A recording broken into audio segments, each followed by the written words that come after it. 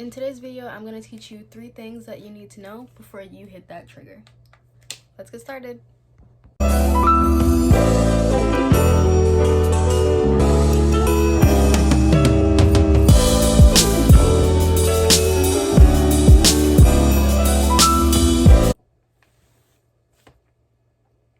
Before I go deeper into the video of the first topic, I just wanted to mention that both of these 3 things that you're going to learn are used interchangeably, whether you are doing photography or video, so do keep that in mind. But how you use them in photography and video, also in addition to when you use things like lights, whether that's natural light coming from the sun or an artificial light, it will help or hurt. Also, just depending on the desired look that you're going for. So, let's get into it. We're going to talk about the first thing, which is f-stop. Now, according to the dictionary, just because, you want to give y'all the right term, I have my computer here. It says f-stop is the term used to denote aperture measurement on your camera. The aperture controls the amount of light that enters the camera lens, and it is measured in f-stops. So, if you didn't understand that and you're like, huh? It's just layman's term for how much light comes into the camera. And if you think about it, photography in general, if you break down the word photography in Latin, photo means light and ography is writing. So you're literally writing with light. The whole point of photography is to manipulate that light to get the desired image that you want, and the same thing applies to video. Now, when we talk about f-stops, in most cases, it goes in a certain amount of numbers. So for most cameras, the lower the number, the more light it's let in. So if you have a f-stop of 2, that's gonna let in more light than an f-stop of 16. And I say that because on your camera, I'm actually gonna show you guys here. If I could take off my lens cap. Oh, that was not supposed to come off like that. Ooh. Don't do what I did. For some reason, my lens cap didn't want to come off, so I had to squeeze it a little bit more than I liked. But yeah, it's okay now. And you'll see here that I'm working with a 58mm. But this is my baby.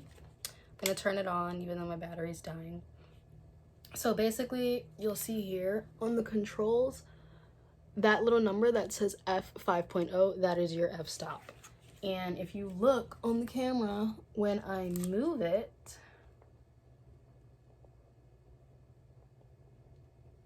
you will see on the sensor, well, you may or may not see, but it actually gets bigger. Right here in the middle, it actually gets bigger.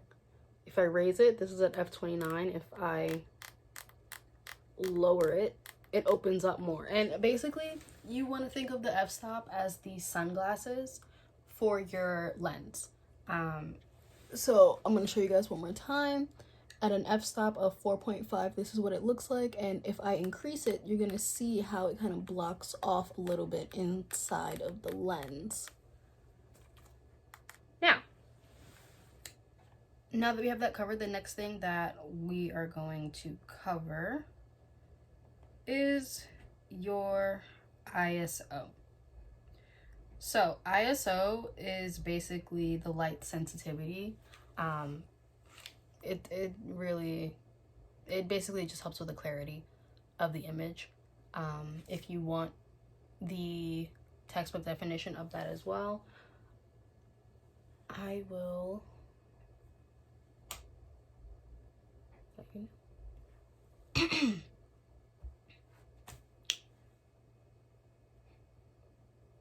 So, for the second topic, we're going to talk about ISO.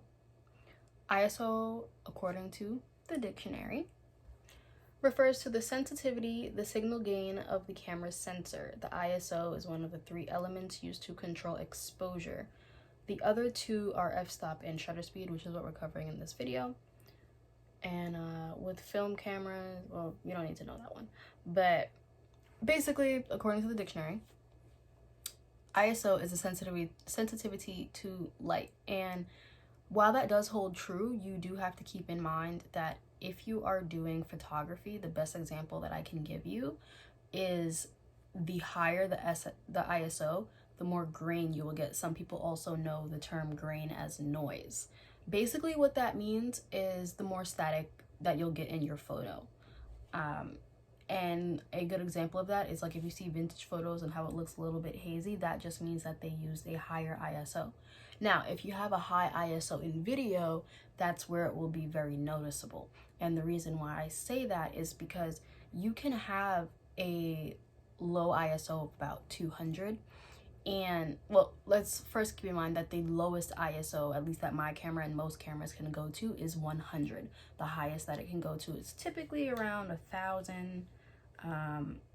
For most cameras, obviously. In some cases, it does go a little bit higher to about 14 and 16.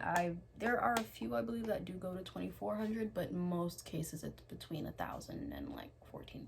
So keeping that in mind, once you hit about 800, that's when you really start to notice the grain in the video. It'll be very noticeable if you are taking video. If you're in photography, not that much. It'll give you that vintage style you're going for, but if you're trying to get a smooth, clear video, you want to go with a low ISO. Typically, that's around 200.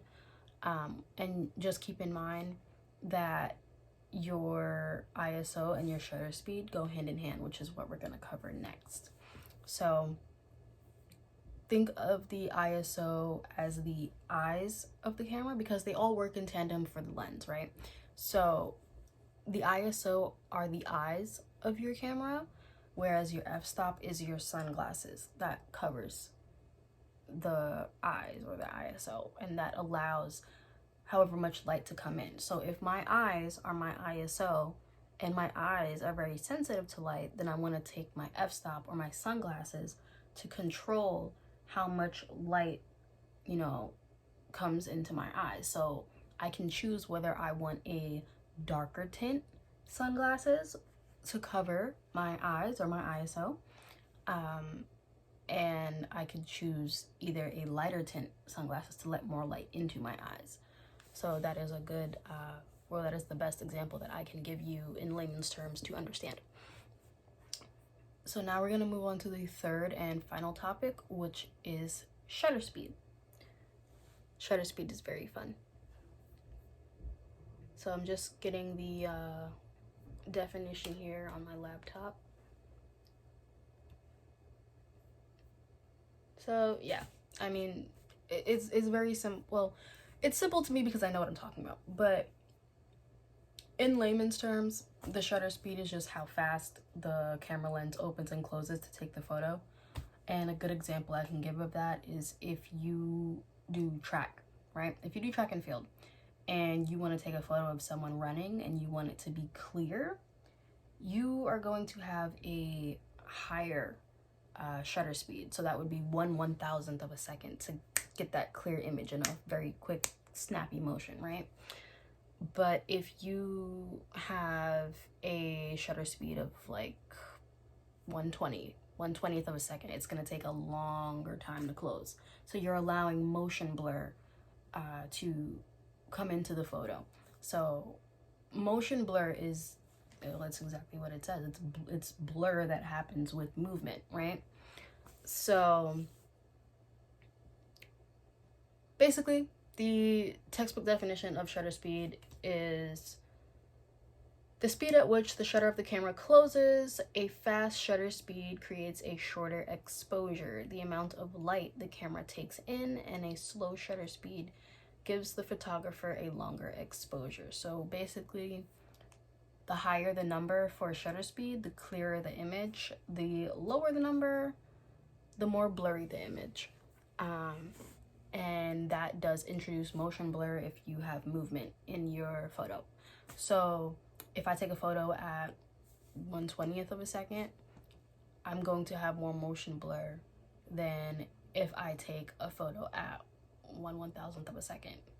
Keeping in mind that your shutter speed and your ISO do work hand in hand, just because you want to control the amount of light that you're letting into the camera so that when you take your photo, it can be as clear as possible with that shutter speed. So that is the best definition that I can give you, but these are the 3 main things that you want to master and have control over when you are doing photography or video, and it's going to help you a lot. If you want to know more about photography or video, you can follow me on YouTube. Hit that subscribe button and then hit the notifications bell so that you know when I upload my next video. Make sure you like that video. Well, make sure you like this video, leave a comment, and my link to my Instagram, it will be down in the description bar below. I'm very active on there. If you have any questions or comments, I will answer it both here on YouTube and in Instagram. So thank you for watching this video, and I hope that you guys have some happy shooting. I'm going to take my little guy here. Well, first I have to charge my battery, replace my other battery, and charge the current one. But, you know, I'm going to get some shooting done. So with these 3 things, you will be able to do a lot. And I hope that you guys master it. If you want to test out or get some feedback on your photography, you can send me your pictures in Instagram. I will put the link again at the description below. But thanks for watching and have a good one. Bye.